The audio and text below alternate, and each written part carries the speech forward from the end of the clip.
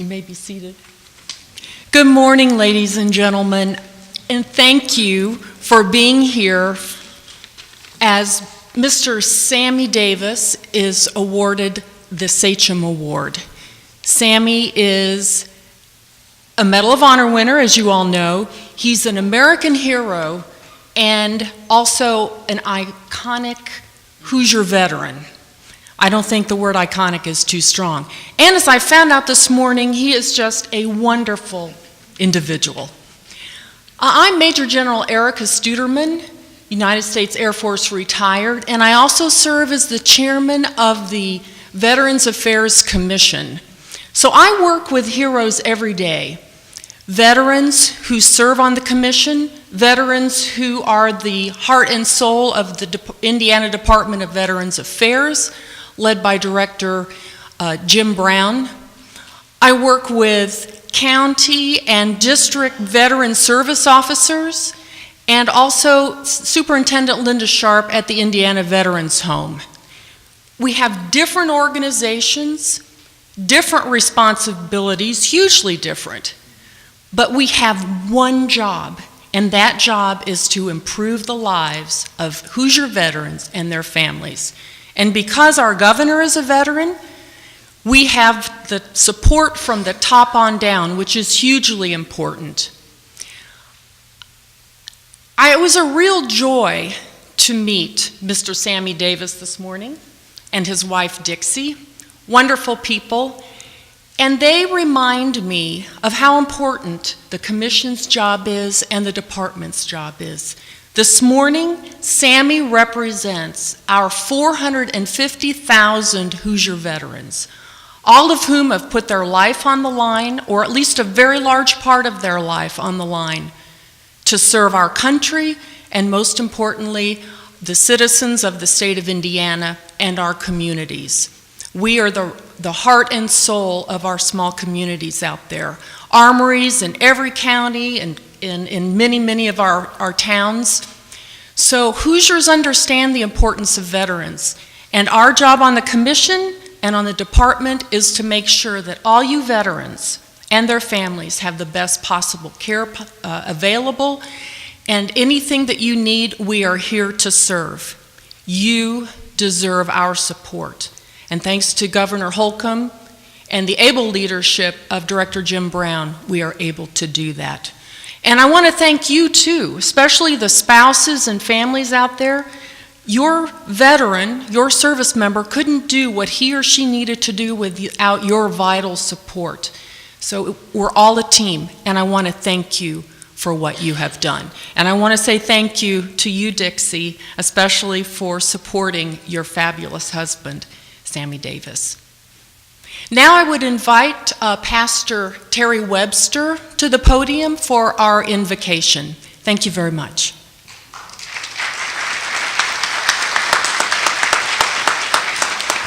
Thank you, General. Shall we pray? He that dwelleth in the secret place of the Most High God shall abide under the shadow of the Almighty. I will say of the Lord, you are my refuge, my fortress, my God, in you will I trust. We rejoice because this is a day that you have made, and we shall rejoice and be glad in it. We give thanks, O God, for this moment wherein we pause and reflect and give honor to your servant, Mr. Davis, for his contribution and his time that he's made and valued to making lives better. We pray, God, that you will continue to give him grace and grant him mercy and grant him what he needs to continue to make a difference in the lives of others. We give thanks for our governor and this great state of Indiana, who is leading us by your divine providence. And we thank you for every family who's represented here even now. Thank you for this great facility wherein we have an opportunity to share. And Lord, may you be glorified, may you be exalted, and may you be lifted up. May you, oh God, and may we remember that you are still in charge, and that no matter how sometimes hopeless and weary we may seem and it may look in our society, may we continue with the psalmist to lift our eyes to the hills from whence cometh all of our help. This we ask in the precious name of Jesus Christ. Every heart said amen.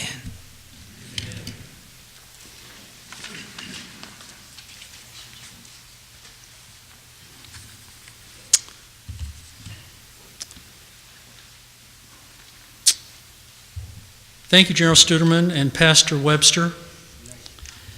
As the Executive Director of the Indiana War Memorials Commission, it is an honor to host this prestigious Sachem ceremony again this year. And I join the others in welcoming you here today. Welcome to our house. Please allow me to make a quick plug and encourage everyone to stay after the ceremony and explore the museum. It is really a hidden gem in the state of Indiana and one of the finest military collections you will find in the nation. If you have not seen the shrine room upstairs, I urge you to go upstairs, and there will be someone at the front desk if you need an elevator and you don't want to take the steps. We understand that. But it is a gem, and I guarantee you will not be disappointed. Several years ago, Sammy and Dixie called to talk. They do that periodically. And turned out that they were interested in knowing what our thoughts were about having Sammy's artifacts in our museum. To put it bluntly, we were thrilled beyond words. So now we have an extensive display in the Vietnam exhibit down the east corridor, the side of the building, dedicated to this morning's honoree, where you can learn even more about his heroic story before, during, and after his service. In this memorial dedicated to Indiana's history, it's fitting to mention that Sachem has an interesting history all of its own. Most of you have probably heard of the Sagamore of the Wabash. Being named a Sagamore of the Wabash by an Indiana governor is a high honor, an honor that's surpassed only by the Sachem. In 1945, Governor Ralph Gates created the Sagamore of the Wabash as our state's highest recognition for distinguished Hoosiers. In 1970, Governor Edgar Whitcomb brought together a group of civic leaders to nominate potential recipients for the Sagamore. He called the group the Confederacy of the Sachems, Sachem being the Algonquin term for village leaders, meant to suggest wisdom, judgment, and grace. While the bar was high for Sagamore, Governor Whitcomb proposed that an even higher honor called the Sachem. The idea was to recognize those rare individuals who combined a lifetime of accomplishment with moral virtue that has brought credit and honor to the great state of Indiana. It was a terrific idea, but it lost momentum when Governor Whitcomb left office, and the idea remained dormant until Governor Mitch Daniels revived it in 2005. Since then, only 12 Hoosiers have been named Sachems, including legendary college basketball coach and teacher John Wooden and former Notre Dame president Reverend Theodore Hesburgh. That brings us to today, where Indiana's 13th Sachem will be named. And to do that, I have the honor of introducing Indiana's 51st governor, the Honorable Eric Holcomb.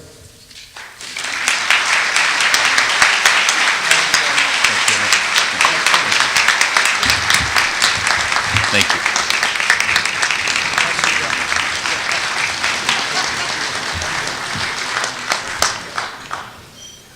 Thank you, General Goodwin, and good morning. What a special morning it is. It's an honor to return to this beautiful memorial to recognize a fitting recipient of Indiana's highest honor, the Sachem. The Sachem is awarded, as General Goodwin just mentioned, at most once a year, but not every year if you just did the math. As General Goodwin shared, it's reserved for only those rare few who have made our state better through a lifetime of accomplishment and virtue. Men and women of the like of the two he mentioned and last year's Sachem recipient, Eva Moses Kaur, a Holocaust survivor. Eva dedicates to this very day her life to promoting forgiveness and civility and proves there are indeed no bounds to human decency. This morning we add a name to this illustrious list of Hoosiers, Medal of Honor recipient Sergeant Sammy Lee Davis.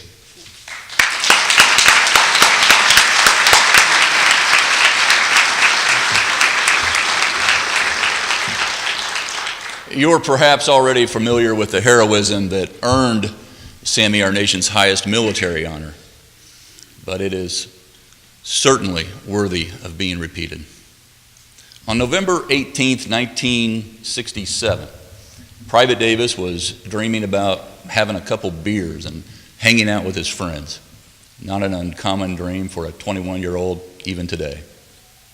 But Sammy was doing his dreaming at Fire Support Base Cudgel on the Mekong Delta in Vietnam.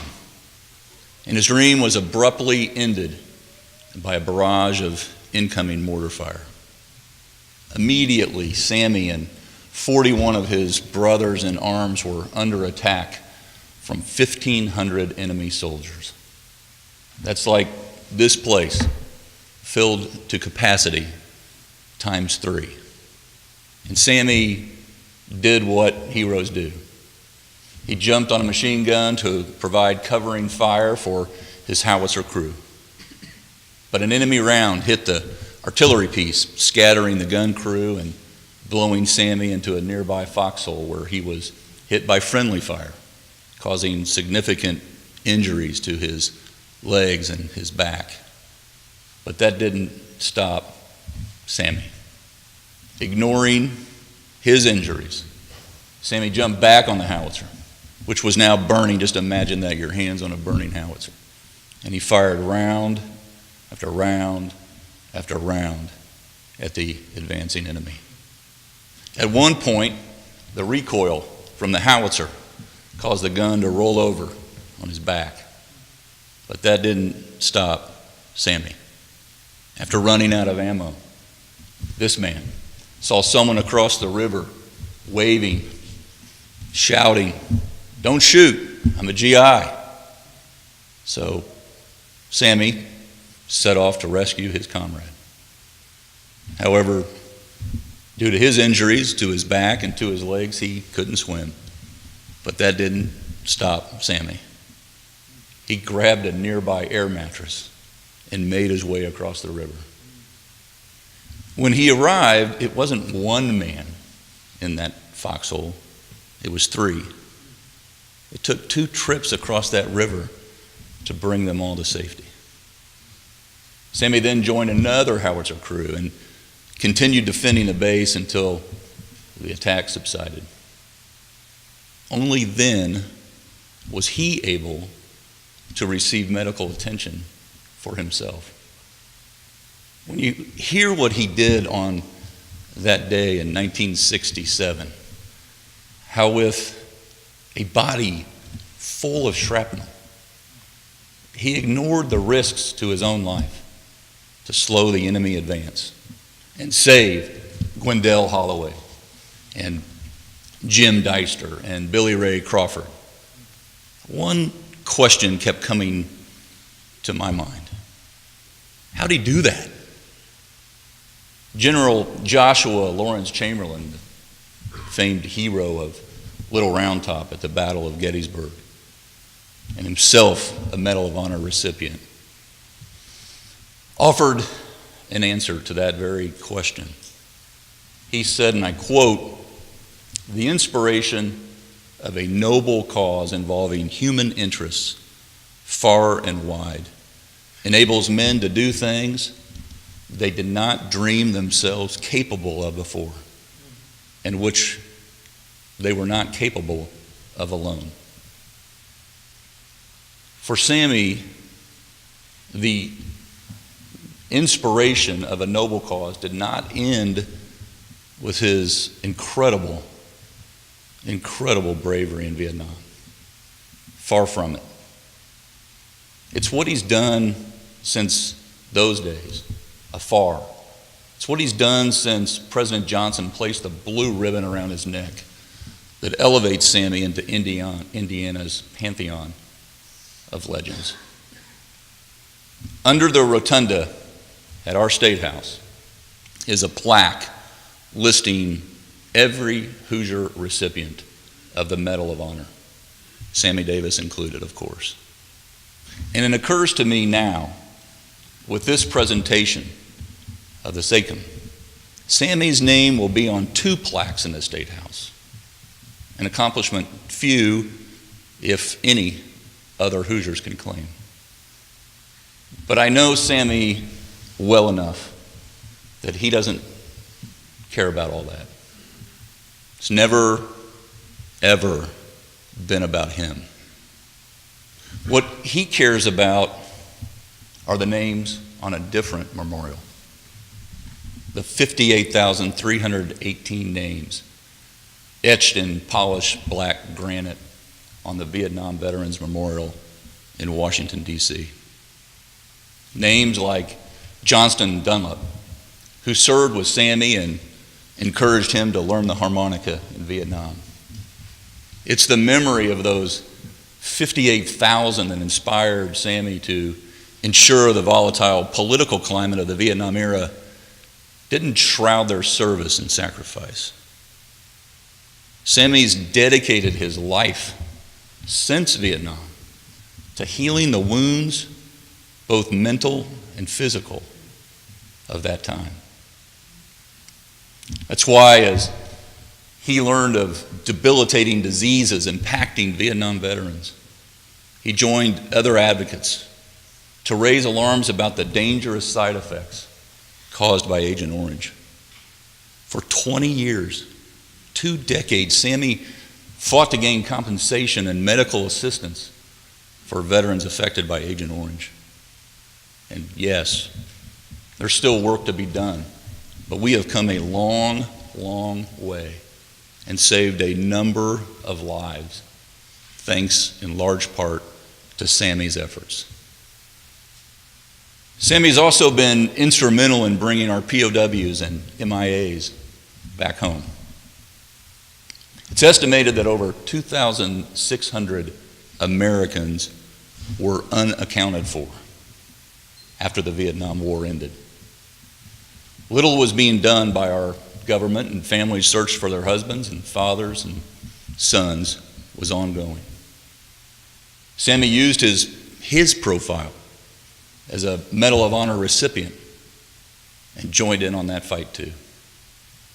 Finally, in 1989, 15 years after American involvement in Vietnam ended, teams began to search for missing servicemen. To date, the remains of 900 servicemen have been returned to their families, and now their families have a chance to heal. The search continues, and I know Sammy's efforts won't end until all of those unaccounted for are returned home. And when we talk about returning home, many Vietnam veterans didn't receive a warm reception when their service was over, to put it mildly. Once again, Sammy Davis joined that fight as well to give his fellow veterans the welcome home they deserved. He traveled the country, even to Australia, to help organize and participate in welcome home parades for Vietnam vets. some 10 to 15 years after the war was over. His efforts have gone a long way to healing the wounds of that era and demonstrated time and time again that he'll go anywhere and do anything for his brothers in uniform. Here's one last story from Sammy's time in Vietnam. For service men and women, letters to and from home provide a needed escape from life in a war zone. Sammy wrote tons of letters when he was in the Army to his parents and his siblings and his friends. But it was one letter to his mom that really struck and stuck with me. Sammy wrote that he had been thinking about what he wanted to do after his time in service was over. He didn't know what he was going to do with the rest of his life. But as he wrote his mom, he knew, and I'm going to quote this as well, he knew he didn't want to become a bum. Not for a few years at least, he said to Mom. Well, Sammy, I think it's safe to say that you've put off becoming a bum for well over 50 years now. And as we're together this morning with his beloved wife, Dixie, and family and friends and admirers of his lifetime of achievement that is far from over, we know that you all join us in this spirit. Peggy Joe is with us. So are Sammy's brothers, Buddy and Daryl and Johnny, Billy Ray Crawford and Johnston Dunlop too. They're looking down with so many others joining us in celebrating your life today. A life of heroism, of service, of achievement, and of moral virtue. A life wholly worthy to be listed among the giants of Indiana's history. All in all, not bad for a farm boy from the Midwest. It's my high honor to present the 2018 Sachem Award to an American hero, Sergeant Sammy Lee Davis.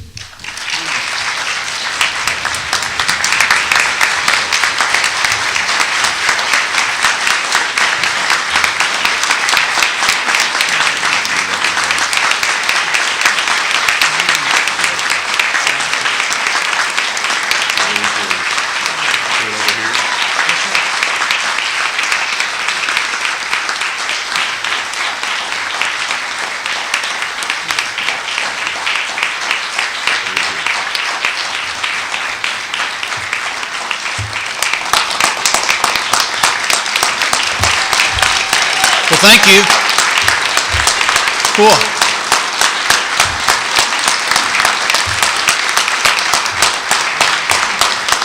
Wow.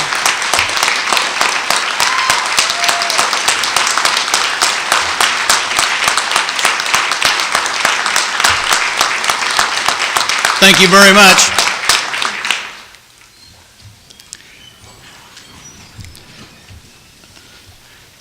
As I look into the audience and see friends and family, I would like to recognize my family. Would all of you stand up and wave at everybody, please? Dixie. This is my son, daughter, grandchildren. Thank you. Only we can rebuild America. We are the owners of this country, and no one else can properly do our job. Our system has been corrupted because we were not exercising our responsibilities as owners. One voice is tiny and can barely be heard. and alone it cannot be heard above the din of politics as usual. However, we, the people's voice, when it cries as one, is a great roar, and united we stand, because divided we will fall. We can correct the direction of our nation. We can pass on our dreams of a greater America to our children. We can change this world. I believe in the supreme worth of the individual and in his or her right to life, liberty, pursuit of happiness. I believe that every right implies a responsibility, every opportunity an obligation, and every passion a duty. All of us must take the personal responsibility for our actions and for the actions of our government. Citizenship in the United States of America is a privilege that can only be safeguarded by each of us taking an active role in our nation. Laws are made for man, not the other way around. The government is a servant of the people and not the other way around. I believe in the sacredness of a promise. A person's word should be their bond, and that character, not wealth, power, or position, is of supreme worth. A house divided against itself cannot stand. America is not made up of just one race or of one religion or just one ethnic group. We must sit down at a common table and discuss what each of us want for our nation's children. Try to elevate the positive ideas that each has and then try to resolve the negatives. Most are painfully aware of the negatives that surround each of us. We must believe that there is so much in America that is good. Let's focus on what is good and what is positive. Those things which reflects the values of our own hearts, when we can work on those things which need to be changed. It is not about politics and which color hat that you wear, but honestly working together for the benefit of all. We must stand up for what we believe is to be true and correct in our hearts. I want to thank Governor Holcomb for this beautiful and prestigious award. I will continue to try to live up to the Sachem Award and what it embodies.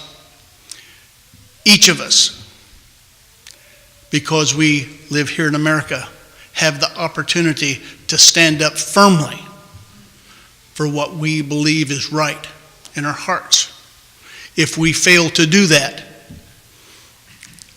we can see in other nations of the world what happens, because they're good people too, but because they are not standing up firmly like we can in this nation, but we can correct the problem.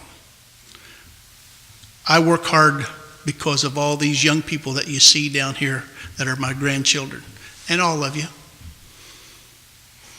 It's what I hope to pass on to my children and to my grandchildren and to all of our children and grandchildren, is that right to stand up and be involved.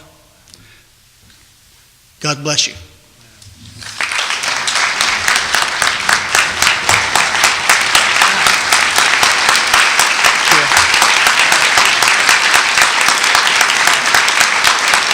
And thank my wife, Dixie,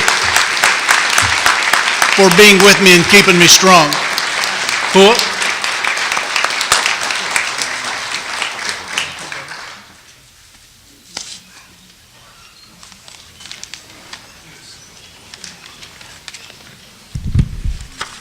Good morning. My name is Paul Page, and for over 40 years I've been a play-by-play announcer on network radio and television, carrying the honor of being called the voice of the Indianapolis 500. I'm still on the networks from time to time. It's really been a great life with travel opportunities and being at great events and participating as an announcer in great events like the Olympics and the Indianapolis 500 and the America's Cup. I still keep my hand in it. You all will no doubt know that on the 4th of July, being the great patriot that I am, I'm in Coney Island. And I'm the host on ESPN of the Nathan's Hot Dog Eating Contest. Kind of gives you an idea of dogs and where your career is going, doesn't it? Sammy and I are brothers. I served about the same time as Sammy. He and I are also Masonic brothers. Sammy is an honored 33rd degree Mason, the highest honor in Masonry.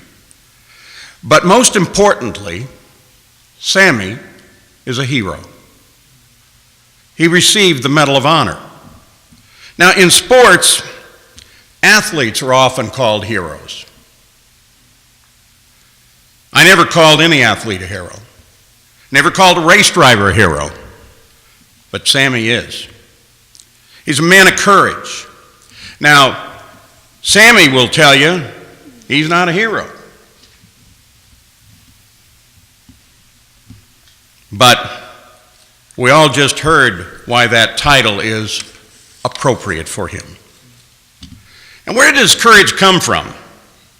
His ancestors, his family, his religion, his background.